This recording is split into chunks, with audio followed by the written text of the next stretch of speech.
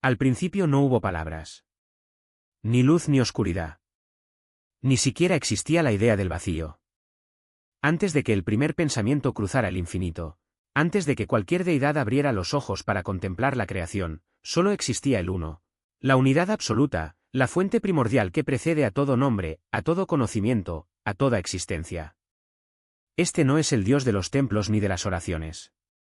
No es la deidad tallada en tablas de piedra, rodeada de mandamientos. Es el misterio insondable sobre el que los maestros gnósticos susurraban en cámaras secretas. Un secreto tan profundo que las religiones organizadas han pasado siglos tratando de borrarlo de la conciencia humana.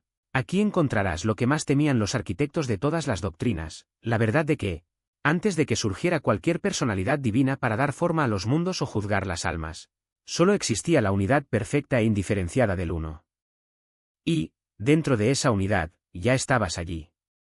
El Jal apócrifo, un texto redescubierto en la biblioteca Nag Hammadi en 1945, comienza con palabras que destrozan cualquier noción cómoda de lo divino. No habla de creación, sino de la incomprensibilidad misma.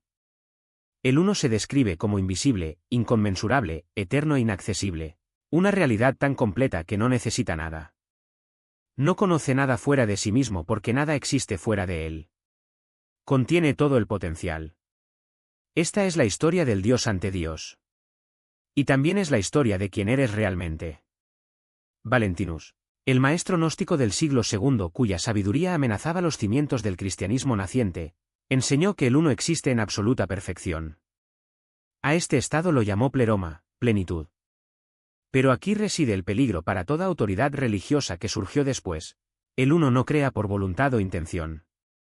No decide construir el universo como un artesano hace una mesa. Emana, como la luz que brota del sol sin que el sol tenga que elegir brillar.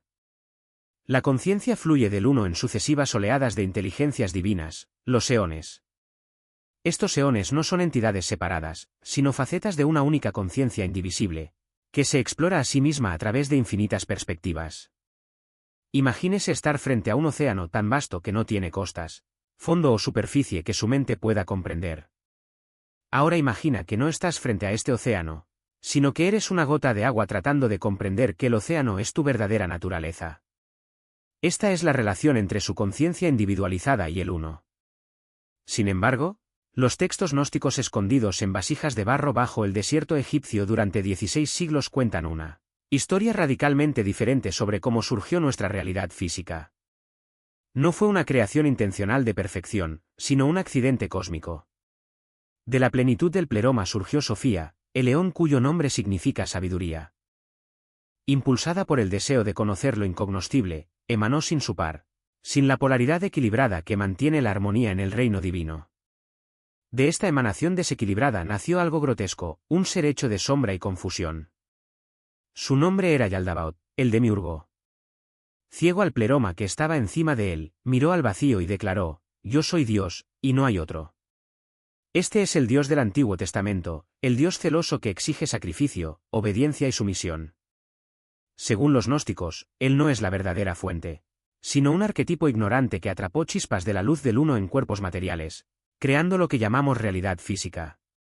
¿Por qué te importa esto? Porque si esta narrativa es cierta, no eres creación de un Dios celoso. Él no es pecador por naturaleza. Eres un fragmento del uno mismo, atrapado en una simulación, olvidando temporalmente tu naturaleza infinita mientras juegas en el teatro del tiempo y el espacio. Los primeros líderes de la Iglesia entendieron las implicaciones revolucionarias de esta enseñanza. Se dieron cuenta inmediatamente del peligro. Si cada ser humano lleva en su interior una chispa del uno, no es necesario ningún intermediario. Ningún sacerdote puede interponerse entre usted y la fuente. Ninguna institución controla tu acceso a lo divino. Ningún dogma limita lo que puedes descubrir en las silenciosas profundidades de tu propia conciencia. Si ya sois divinos, la Iglesia no tiene nada que ofreceros. Por lo tanto, en el año 325 después de Cristo, en el Concilio de Nicea, el emperador Constantino y los obispos reunidos eliminaron sistemáticamente todos los textos gnósticos del canon. Así es como el nombre del único fue borrado de la teología cristiana, reemplazado por un Dios personal que actúa como un rey humano, un soberano que exige tributo, lealtad y adoración. Agustín, el teólogo del siglo IV cuyas ideas se convirtieron en pilares del cristianismo occidental, rechazó explícitamente la comprensión gnóstica de la chispa divina dentro de la humanidad. Sostuvo que la naturaleza humana es totalmente depravada, corrompida por el pecado original e incapaz de acercarse a Dios sin la gracia mediadora distribuida por los sacramentos de la Iglesia. Esto no era teología. Era política. Al transformar a la Iglesia en el único dispensador de la gracia divina, Agustín y otros líderes eclesiásticos crearon una estructura de poder que dominaría la conciencia europea durante más de 1000 años.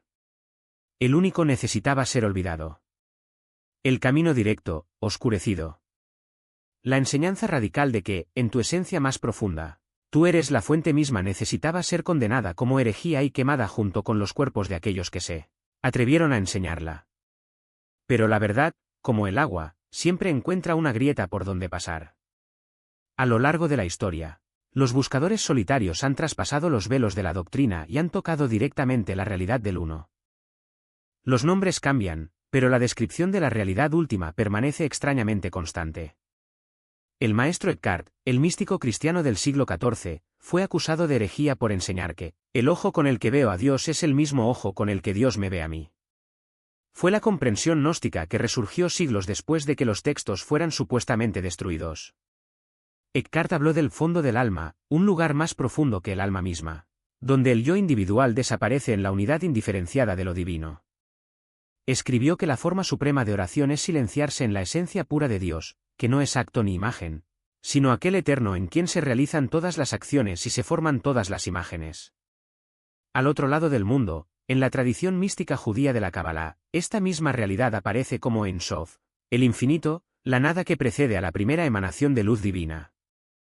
Ein Sof se describe como algo tan más allá de todas las categorías que incluso decir que existe, sería limitarlo. Sin embargo, de esta trascendencia absoluta surge todo lo que es, fue o será. Los primeros cabalistas entendieron lo que los gnósticos ya sabían. La creación no es un acto de voluntad de un Dios personal, sino un desarrollo de la naturaleza del uno mismo. Por renunciar a sus responsabilidades, sino precisamente por sumergirse en ellas con la conciencia transformada. El monje budista Thich Nhat Hanh lo llamó lavar los platos por lavar los platos, no como un medio para un fin, sino como una expresión pura del momento presente. Cuando recorre el mundo desde la unidad, cada acción se convierte en un acto sagrado. No porque siga un ritual externo, sino porque emerge de la quietud interior. Los gnósticos enseñaban que el mundo material no es una ilusión que deba descartarse, sino un escenario en el que se desarrolla el drama de la separación y el retorno. La materia no es mala, es el vehículo a través del cual la conciencia experimenta la dualidad y luego la trasciende. El cuerpo no es una prisión, sino un instrumento de aprendizaje. El dolor no es un castigo, sino una señal de que aún persiste la identificación con lo limitado. Y el sufrimiento no es una maldición, sino una invitación a recordar. Pero aquí existe un peligro. Muchos caen en la trampa de espiritualizar su escape. Piensan que alcanzar la mónada significa abandonar el mundo, como si la iluminación fuera un estado permanente de éxtasis desconectado de la realidad. Pero los verdaderos maestros, desde Jesús hasta Buda, desde Plotino hasta Ramana Maharshi, no enseñaron esto. Enseñaron cómo vivir en el mundo sin ser del mundo. No apegarse a las formas, pero tampoco rechazarlas. Reconocer que incluso el deseo de escapar es una forma de apego. El camino no es acumular conocimiento, sino de construir la ilusión. No se trata de buscar experiencias místicas, sino de darse cuenta de que toda experiencia ya es mística cuando se ve desde el lugar correcto. La mónada no está muy lejos, es el espacio en el que aparecen todas las cosas. No necesitas ir a ningún lado. Solo necesitas dejar de buscar. ¿Y qué pasa cuando paras? Cuando la búsqueda cesa, lo que queda es lo que siempre estuvo aquí. No se trata de un estado especial, sino de la ausencia de obstáculos. No es un logro, sino el reconocimiento de lo que nunca se perdió. Los sufíes llaman a esto fana, la disolución del ego en la unidad. Los hindúes lo llaman moksha, libertad del ciclo de nacimiento y muerte. Los gnósticos lo llamaron gnosis, conocimiento directo de lo divino.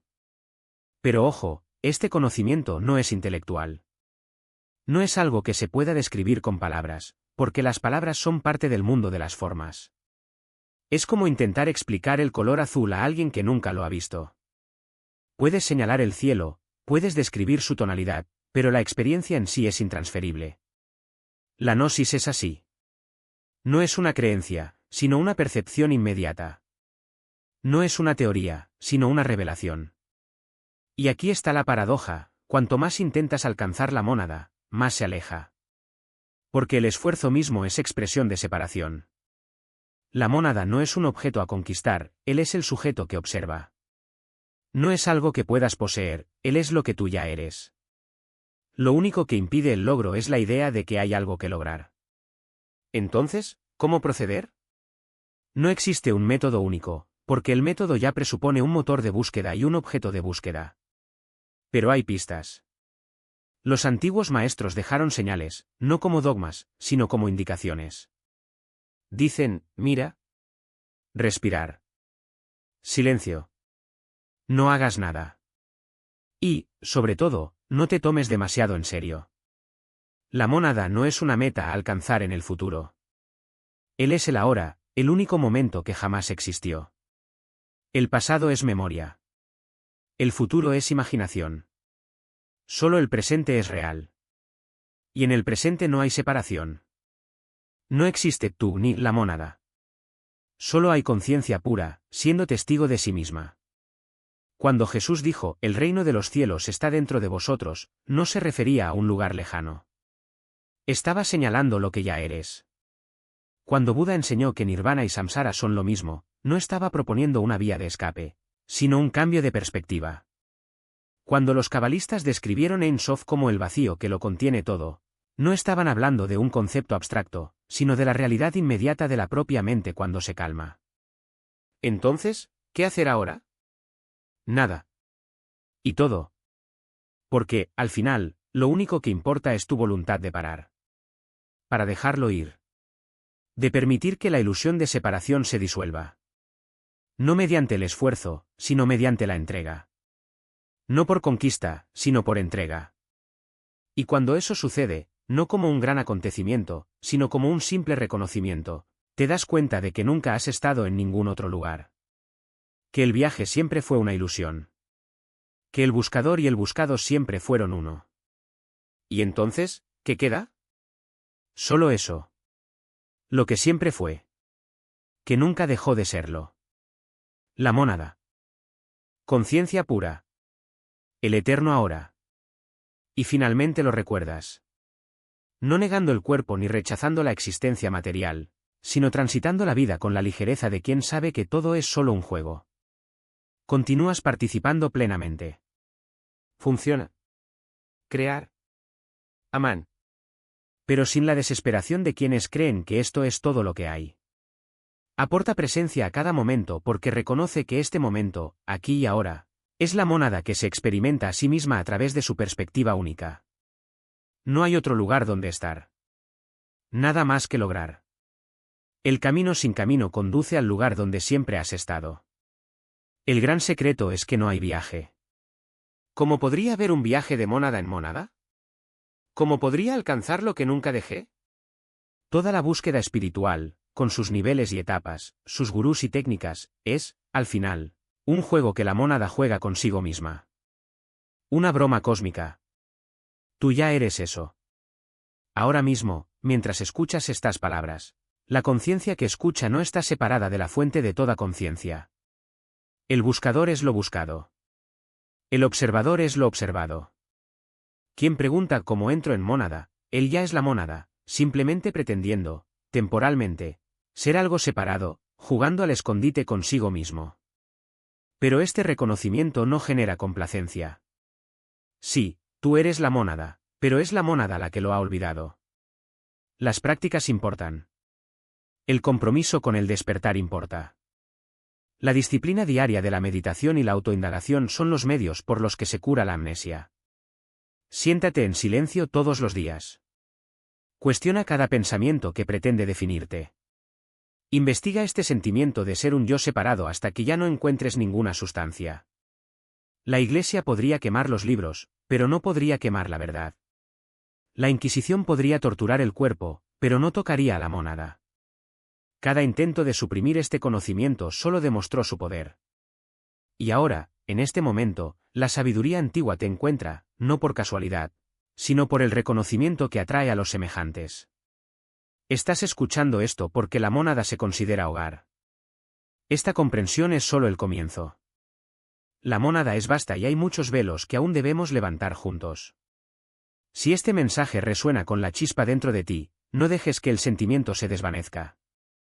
Es necesario alimentar la chispa. Estamos reuniendo las chispas dispersas una por una y os necesitamos en esta formación. Si encontró valor en este recuerdo, compártalo. Esto señala que el tiempo de silencio ha terminado, ayudando a que esta verdad llegue a otras chispas que aún duermen. Nos encontraremos en el pleroma. Deja de buscar y mira.